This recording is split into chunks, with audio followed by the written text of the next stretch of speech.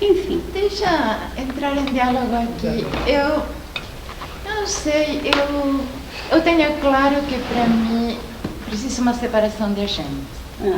Tenho claro faz muito tempo. E eu sempre fico em dúvida se cair fora das discussões de tráfico ou não cair, desde aquelas pesquisas do aeroporto. Porque eu acho que quando a gente participa, de alguma maneira, mesmo ocupando uma posição diferente, referenda o discurso. E possibilita para o outro lado dizer nós somos plurais. Tá? Então, você é convidada, eles são plurais. Eles não te reconhecem, tá? Não te dão lugar de reconhecimento, mas vocês ficam no chão, mas eles continuam sendo plurais. Ok? Então, assim, eu tenho muitas dúvidas. Se participando a gente não referenda e dá elementos para que isto continue sem separar as agendas. Mas eu tenho dúvidas, porque às vezes eu também acho que é importante ir para lá e dizer, escuta, vocês modificaram o Código Penal de uma maneira horrorosa, continuam falando de exploração, agora tudo vira exploração sexual, não sei o quê. Acho que é necessário, por isso eu digo que estou no meio das duas coisas. Mas também já vi eu falar e escrever sobre isso, e eu suscitava como se dissesse exatamente o contrário. Vários. Então acabo eu alimentando, mas realmente eu não tenho claro qual que é a saída. Adriana, posso colocar uma coisa em diálogo mesmo? Eu sempre entendi a saída, mais ou menos o que a gente está fazendo. Eu sou absolutamente ciente que meu papel é de ser um maluco da plateia. É um papel que eu consigo bancar porque eu sou gringo. E com todos aqueles preconceitos que brasileiro tem como gringo, entendeu? Não me entendem como brasileiro, me entendem como americano. Não adianta que eu sou professor ou vivo aqui 22 anos. Então, eu tenho como fazer isso. Marcel, eu sei também banca com isso. Se você olha para a série de pessoas que estão aqui, Marcel representa um polo, eu represento outro, você está numa outra área, e a gente trocando ideia e trabalhando junto tem sido bastante efetivo. Eu também acho isso. Eu acho, sabe, meu papel é fazer pessoas como você e Gabriela parecer mais razoáveis. Não, sério, eu sempre achava good cop, bad cop, porque você não vai gritar com eles, eu vou. E daí eu abro espaço para a sua voz ser ouvida, a voz dela ser ouvida. E Marcel trabalha com pessoas que eu abomino, mas eu respeito o trabalho dele dentro desse mundo, muito mais do que as outras pessoas que eu vejo trabalhando. E eu sei se ele está dentro de um trabalho de pesquisa de tráfico, pelo menos questões reais vão ser levantadas, né?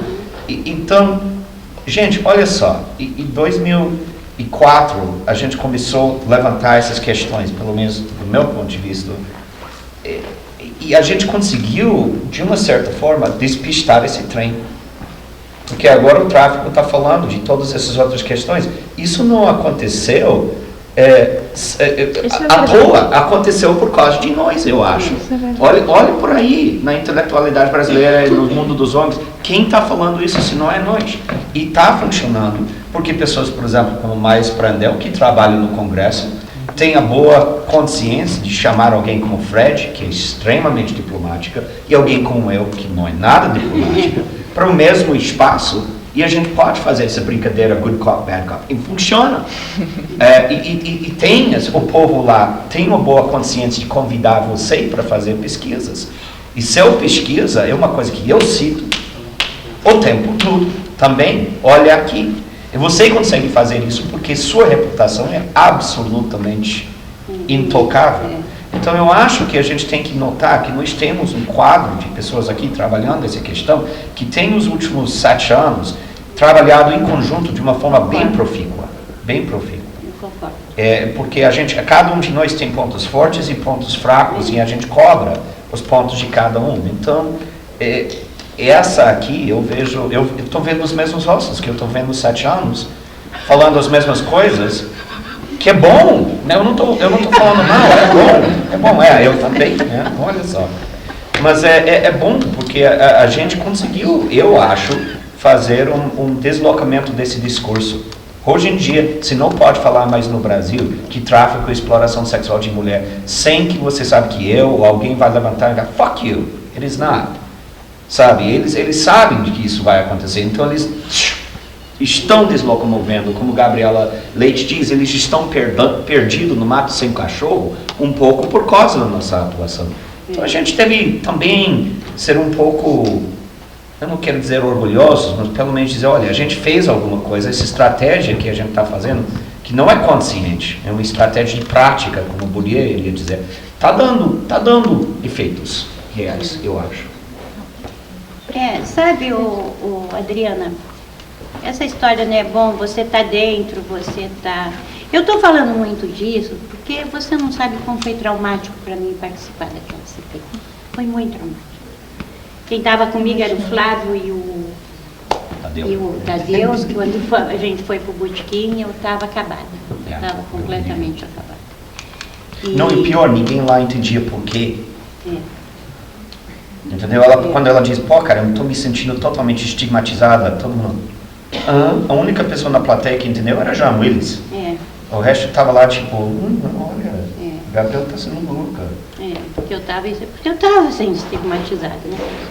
É foda, porque quando você tem o tanto de tempo que eu tenho nessas histórias todas. Eu estava até outro dia, um amigo estava me dizendo isso. Às vezes você vive no seu meio, esse meio, nossa, essa coisa toda, você esquece o estigma, né? E vai meio de peito aberto para os locais, né? Você vai de peito aberto. Aí você, pum, de repente você percebe que a história não é bem assim. E aquela CPI, aquela audiência da CPI mostrou que é a mesma história que eu ia te falar agora. No tempo que a pastoral atrapalhava muito a nossa vida de movimento, agora atrapalha, mas atrapalha pouquinho, né? Então, as pessoas me diziam assim, não, vocês não podem sair desse discurso de dentro da pastoral, porque senão elas sempre vão continuar assim. Agora, o que acontece é o seguinte, eu cheguei à conclusão, uma época, que elas têm uma determinada linha de trabalho.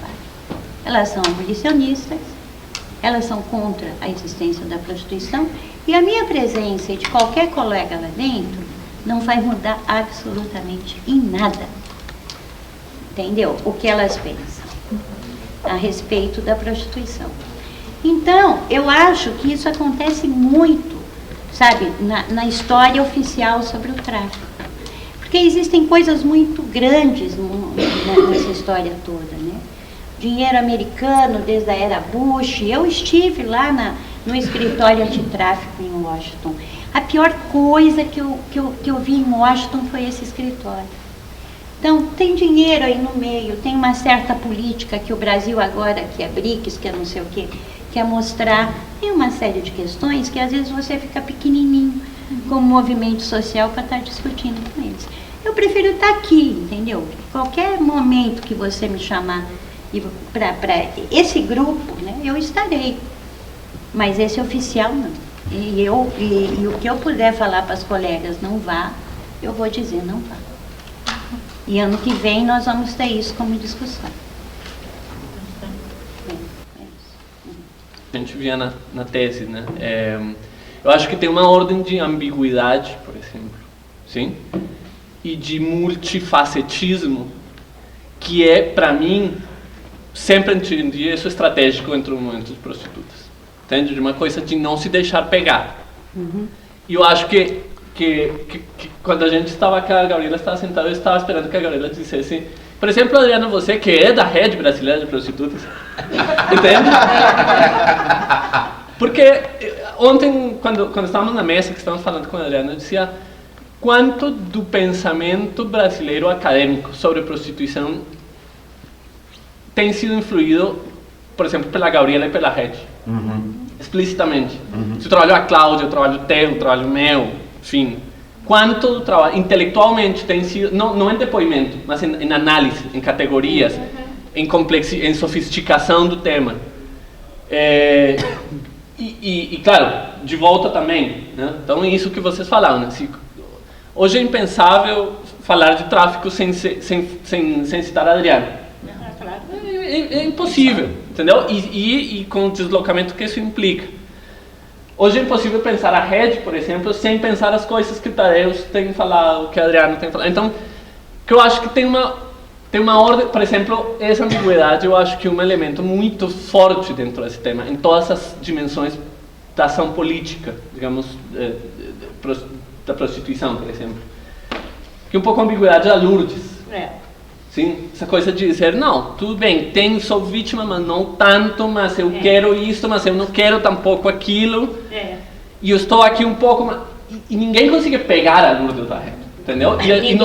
E é uma das militantes mais fodidas que tem nesse país com relação à prostituição, e facilmente alguém ouve ela falando a favor do tráfico, a favor da luta antitráfico. E aí fica puto, tipo, mas ao mesmo tempo está bancando toda uma outra história contrária. Então eu acho que esse é um elemento, por exemplo, de que eu não sei se eu romantizo isso, mas eu acho de uma estratégia política inconsciente, provavelmente, mas de uma eficácia brutal na ordem e que vem, para mim, vem da rua, entendeu? Vem da relação com o policial na rua. Exato. Sim? Vem dessa prostituição de rua na esquina com a travesti, brigando, não brigando e fazendo pacto com a polícia, mas também fugindo da polícia e comendo polícia, que é meu irmão. E eu acho que aí tem uma ordem que vai traduzindo e vai permeando uma série de relações políticas.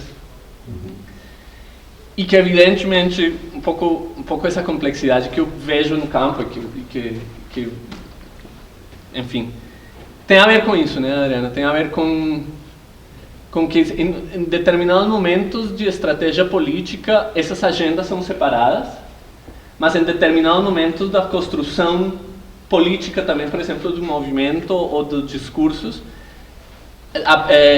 são absolutamente interdependentes, né? Então, é impossível a gente, eu falava com a Gabriela isso ontem, é impossível a gente continuar pensando, bancando em silêncio a separação dos 18 anos, por exemplo.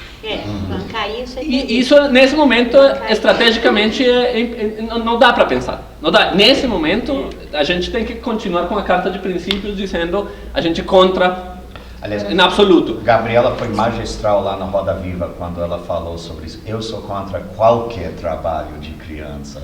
Não, claro, porque era aquilo dessa história. Acho que a gente tem essa complexidade, tem uma complexidade que passa por uma necessidade, eu acho, de sofisticação teórica ainda, de sofisticação política. Por exemplo, o tema de direitos sexuais a gente ainda não conseguiu dar politicamente, assim, não conseguiu avançar, não conseguiu. Pouca produção existe. Pouca produção, não conseguiu bancar apoios institucionais, né? A gente tem um UNFPA, por exemplo, lembra?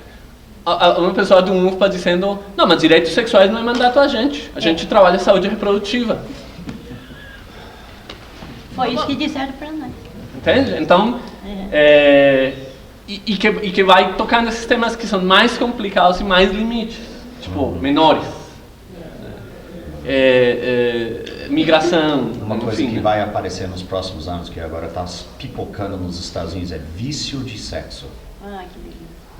Essa psiquiatria americana está realmente empurrando essa parada. Vai ver, nos próximos 6 anos vai começar pessoas que são viciadas em sexo. E só para fechar duas coisas, assim, eu acho que a gente pode mapear como vem se transformando essa complexidade, né?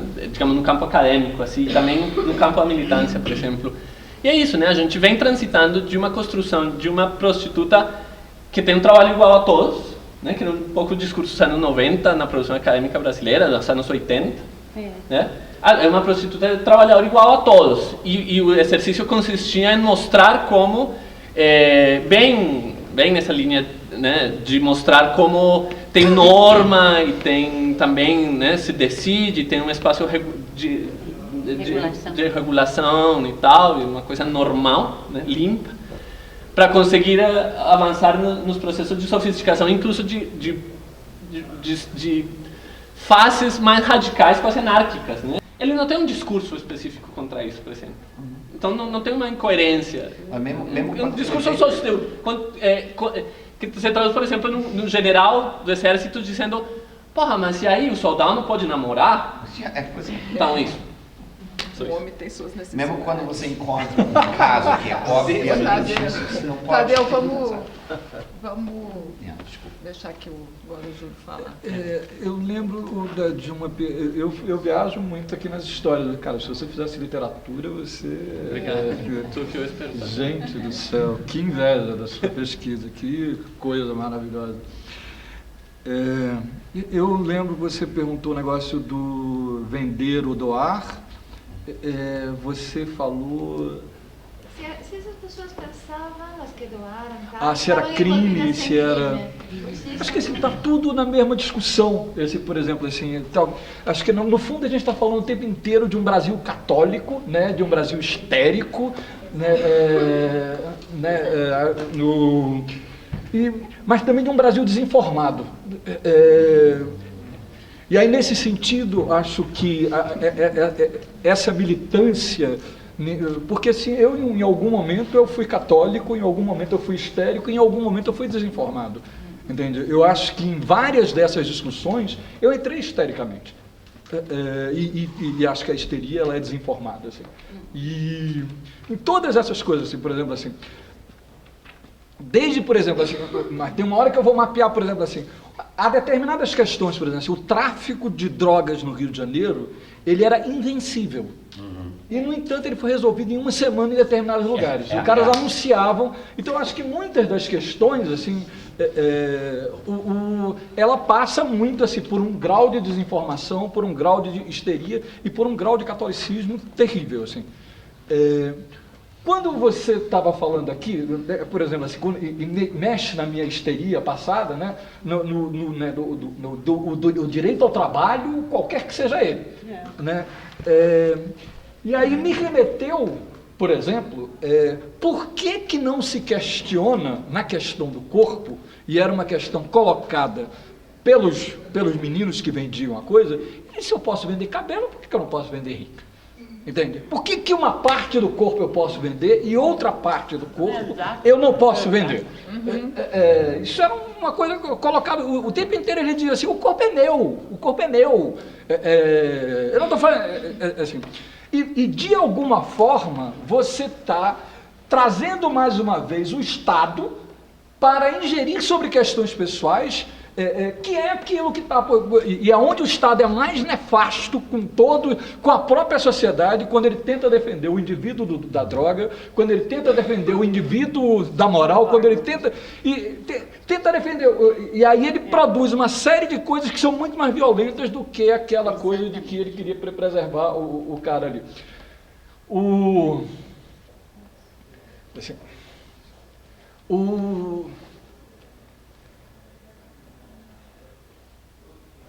Eu sempre me pergunto, assim, para eles, assim, óbvio que eu não acho que assim, todos vão vender o órgão, entende? Assim, e existe uma questão que é muito clara sobre o modo como funciona esse mercado. É sempre do pobre para o rico.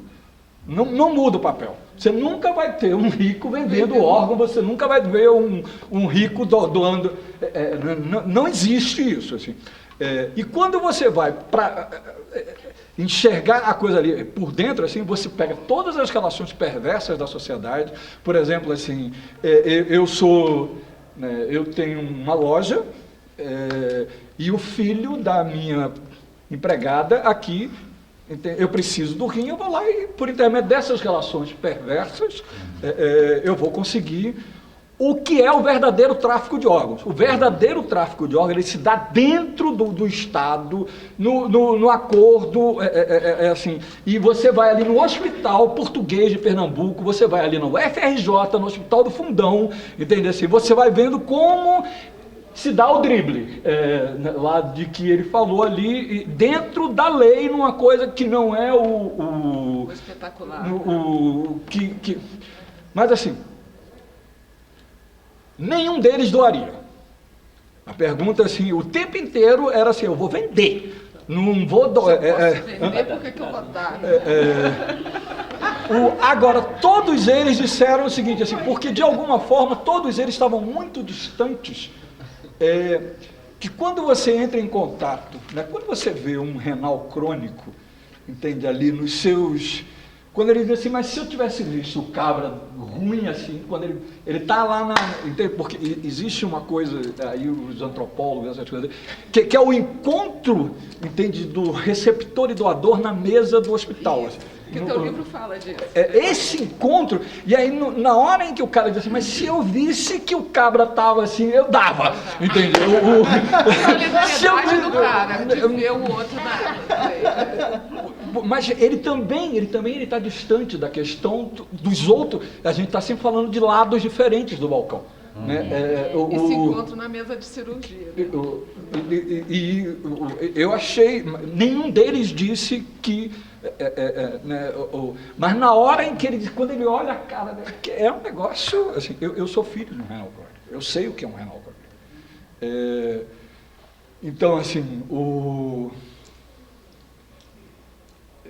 mais do que sou filho, eu vivi uma crise dramática na minha vida. O meu sogro, e o negócio da informação é muito louca, o meu sogro ele teve um problema e ele precisava de um pedaço de fígado.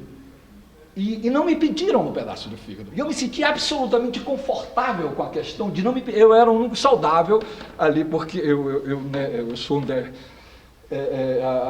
a mulher, era todo mundo doente na família, eu era o único saudável, eu era a única pessoa, eu era jovem ainda, né? Eu era a única pessoa que tem um pedacinho de fígado aí. E assim, eu amava perdidamente esse meu sogro. Amava perdidamente ele, assim. Como não amei meu pai, eu acho que eu não consegui lidar com o afeto com ele, entende? Assim, meu pai era meu pai, entende? Ele era uma coisa absolutamente no campo do afeto. E assim, ao mesmo tempo é muito louco você chegar e pedir assim, me dá um pedaço do teu fígado. Imagina se eu chego aqui e dizer, me dá... No campo... É mais fácil eu dizer, eu vou comprar, eu chego para o filho da empregada e vou dizer assim, me venda um pedaço do fígado dela. Entende? É uma mediação diferente que se dá na coisa assim. A família do meu sogro não conseguiu me pedir. E você também. E eu não consegui oferecer. Entende?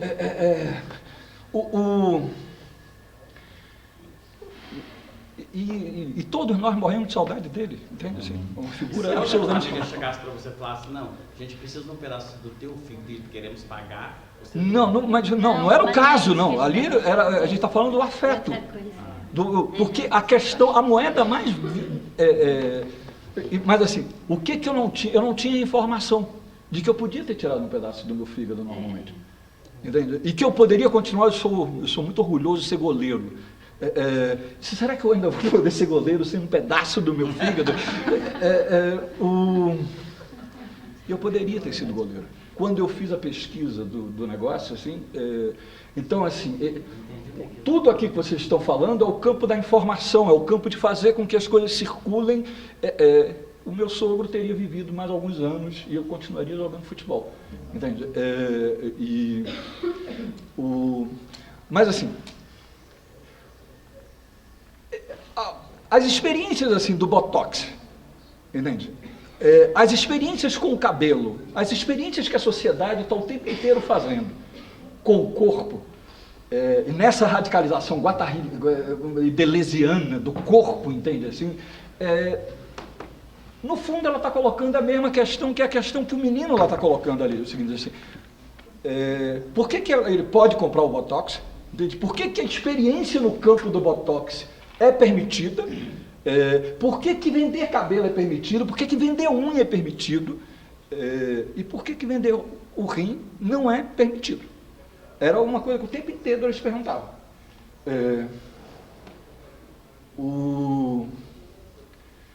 Mas...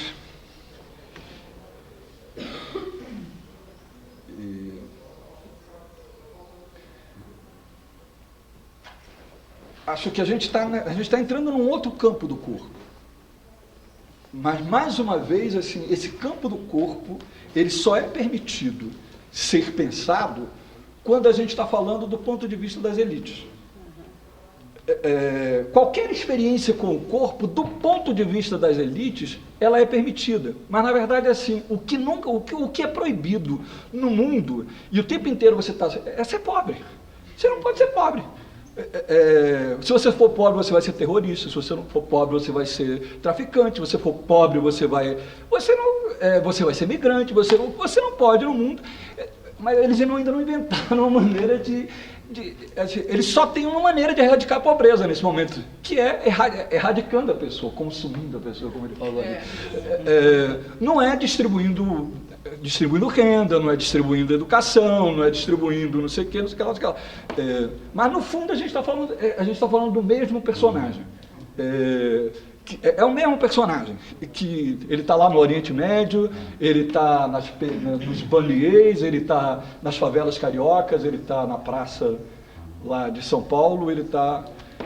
É aquela coisa, eu acho que Zola falou, né? A majestade da lei proíbe tanto o pobre quanto o rico de dormir embaixo dos pontes. Né? Pois é. É legal os dois, nem pobre nem rico, acho. Então acho que... Obrigada, Júlio. Olha, duas coisas. Eu só queria Duas botar... horas. Não, eu queria uma frase assim, que eu fiquei... que chamam de rufião. O que chamava? Eu li um livro maravilhoso um dia desses, assim, Rossellini amou a pensão de Dona Bombom. É um cara chamado Cícero Belmar. Rossellini, um cineasta italiano, criador neorrealista, ele passou uma época em Pernambuco tentando fazer um filme. E quando ele estava falando do rufião, ele começou a falar do rufião, me veio uma imagem que é uma...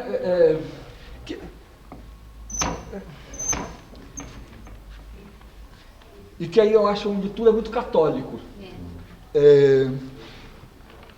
Que é o desejo, entende, de você ver a sua mulher dando para outro homem. Entende? Na classe média é permitido. Nas classes populares é rufião. Muito bom. Classe média é swing? Isso.